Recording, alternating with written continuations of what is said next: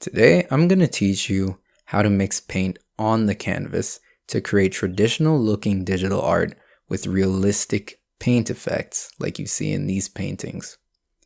One of the most common issues that I see is you get muddy colors when you paint on the canvas, and I'll show you the exact way to avoid that while creating unique effects that push digital art into a more traditional space.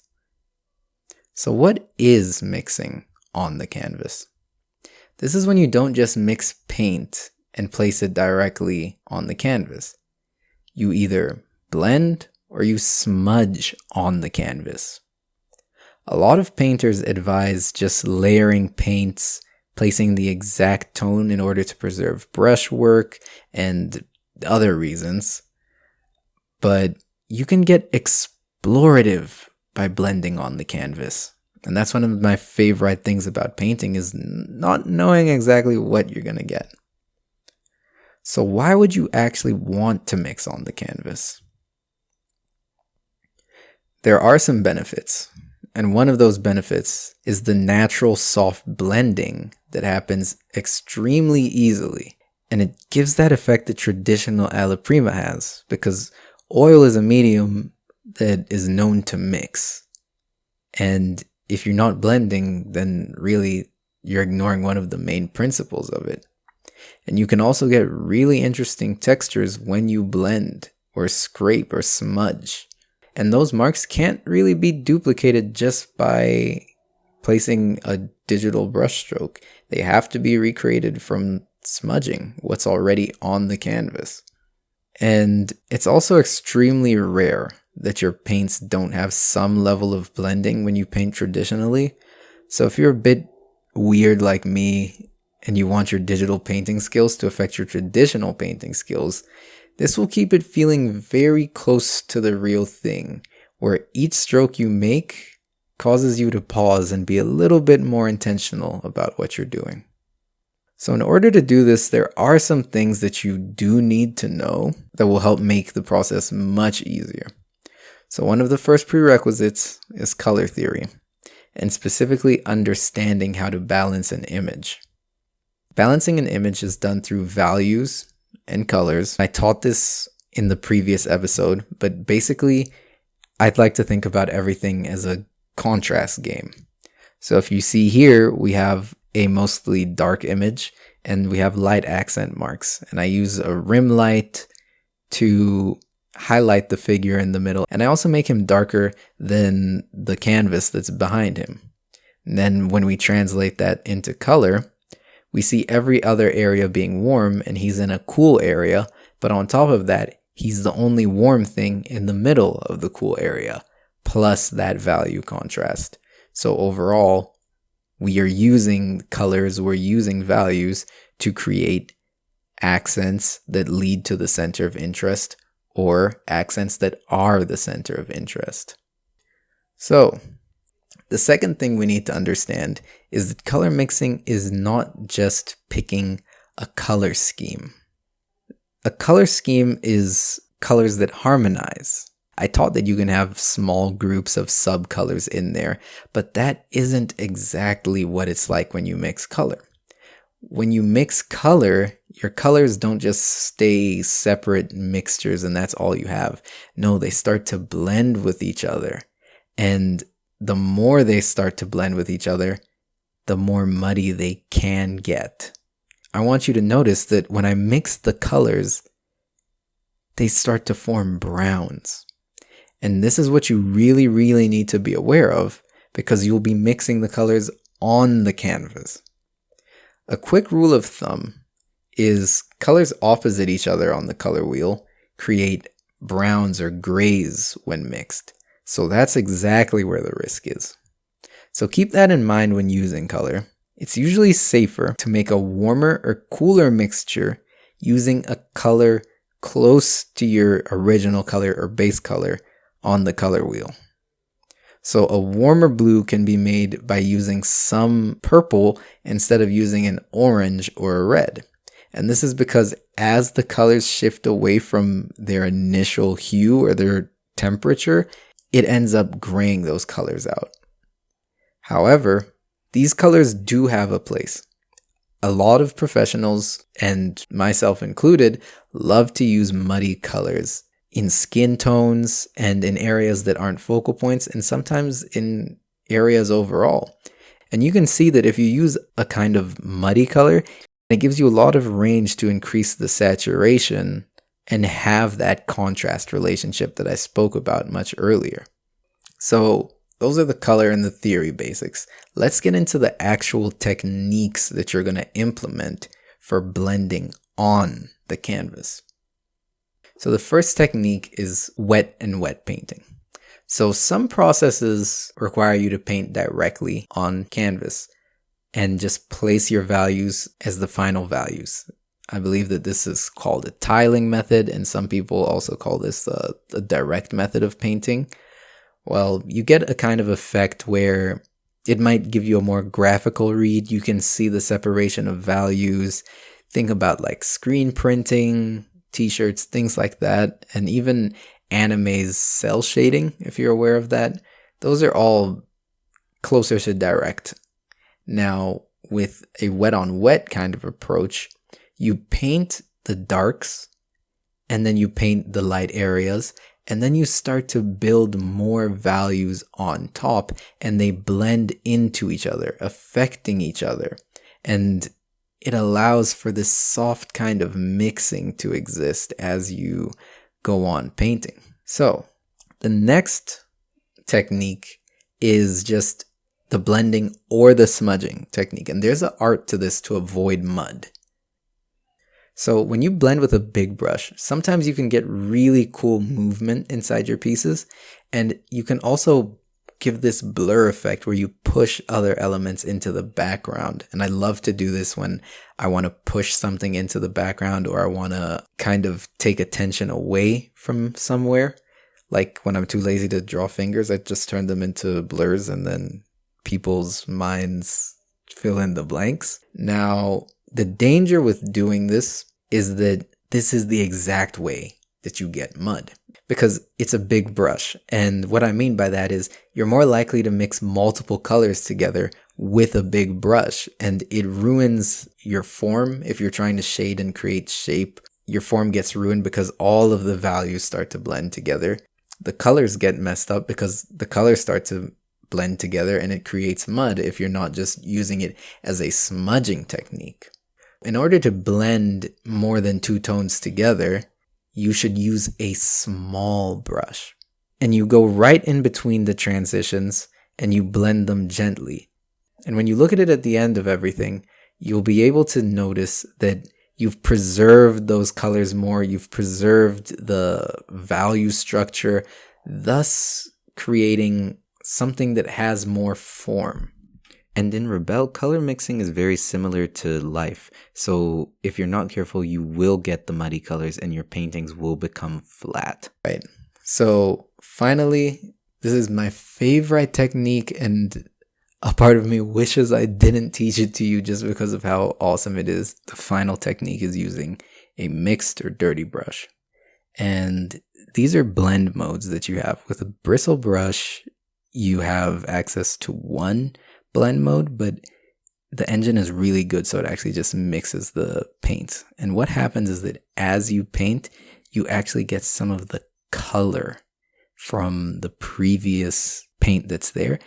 It goes into your brush when you use the paint and blend mode, and you start to get streaks of different colors. And this happens a lot when you're painting traditionally. Sometimes even when you just pick up color from your palette, it happens. And it helps you see the direction of a brush stroke, and it adds a lot of variety too. So those are the techniques that I use when I'm mixing on the canvas. Now I'm going to be doing a demo, and I'll show you how I implement and balance all of these while still using some regular painting techniques too. Okay, so to get started with, I use the color harmony feature in Rebelle to turn my color picker into a color wheel, and I pick a complementary color palette of orange and blue. Now from here, I use the mixing palette feature to have a mixing palette, and I pick out a cool red because cool reds turn into pinks when mixed, but warm reds turn into oranges when mixed with white. And I use the primary colors to get most of my colors just because it's easier to have cohesive color harmonies when you use limited colors to mix the paint. And another trick I learned to make your paintings even more cohesive is to mix your dominant color into every single pile of paint.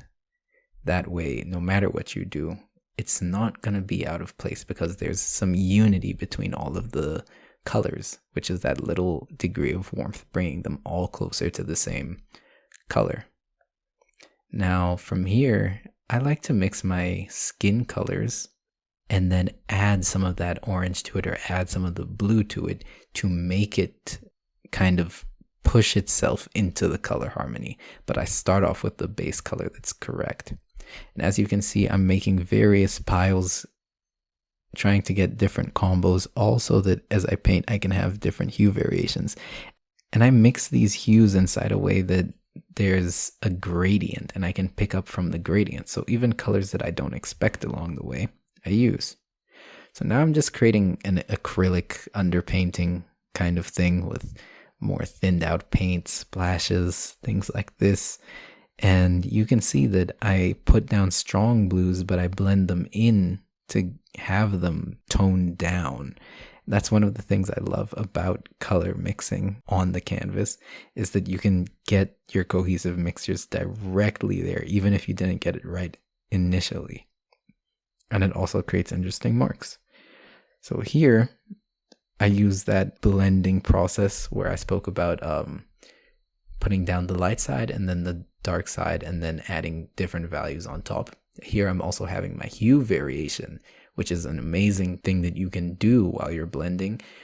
Just having slight color variation and blending into each other so that it's not too noticeable. But if you look, you can see that the cheeks have a warmth, the chin has a coolness, and the forehead has this more yellowish tinge to it.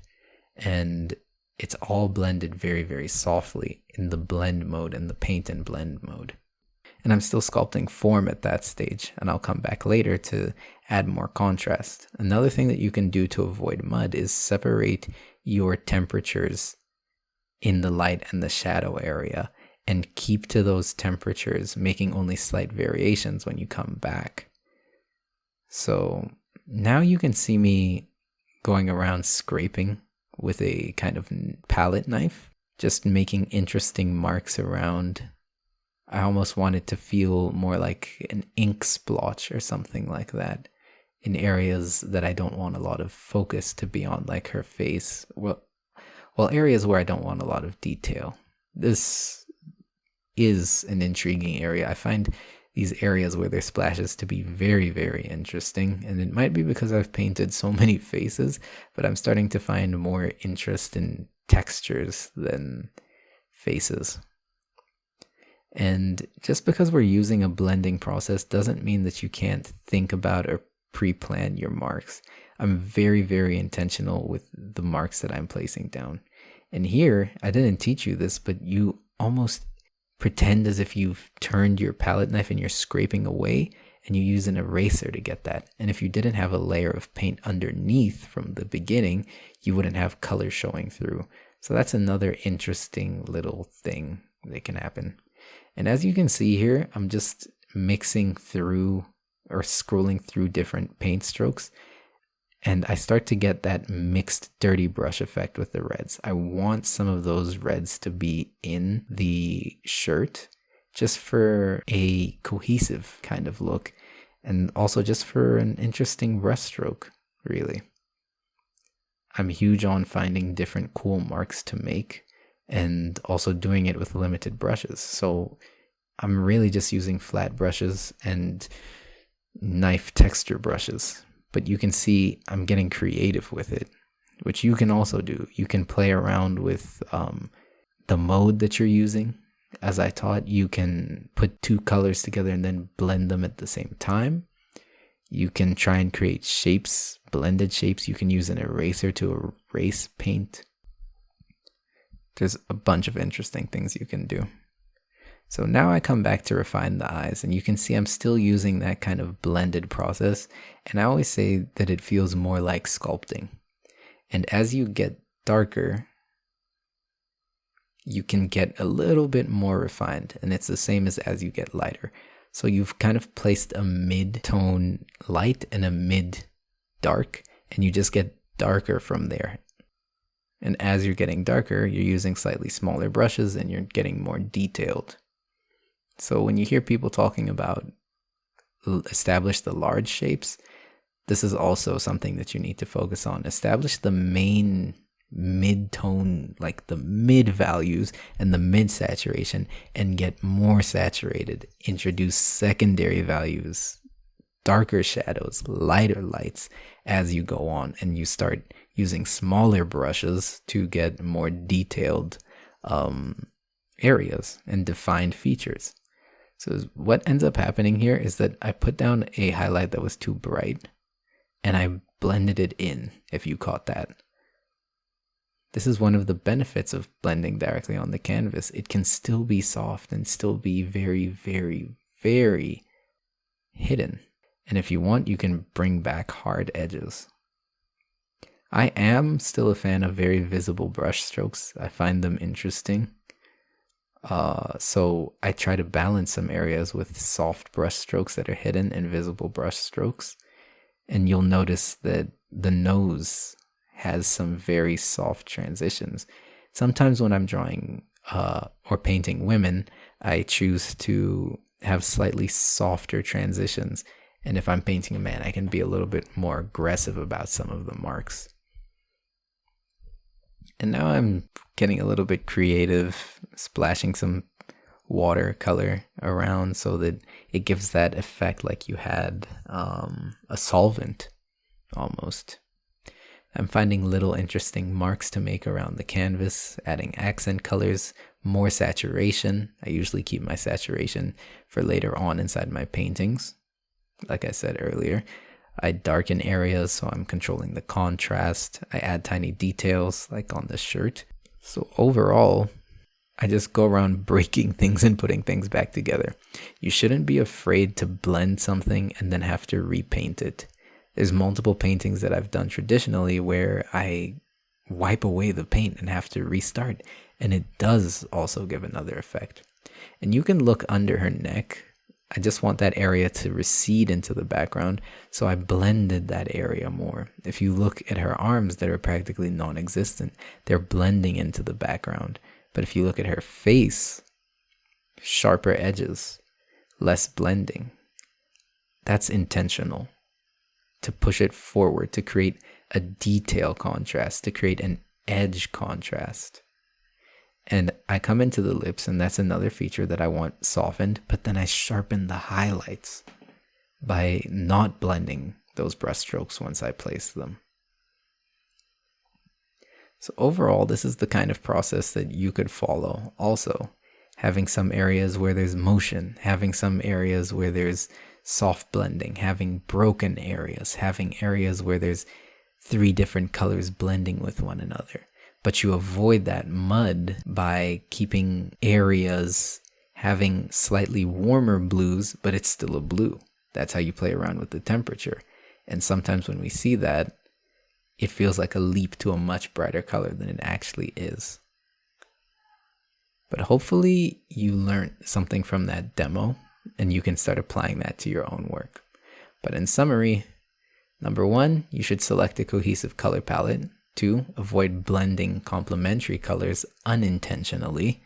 Number 3 is use a big brush for smudging. Number 4 is use a small brush for blending. Number 5 is use a dirty brush for natural hue variation. Number 6 is use a process where you paint on top of paint for even more natural blending. And finally, have fun and have variety inside your paintings. Utilizing Rebelle's pigment mixing software and its blend modes allows you to get the most out of these techniques. So I hope that this helps improve your artwork and that you learned something. Once again, my name is Ludovico Clovis, and thank you for watching this tutorial.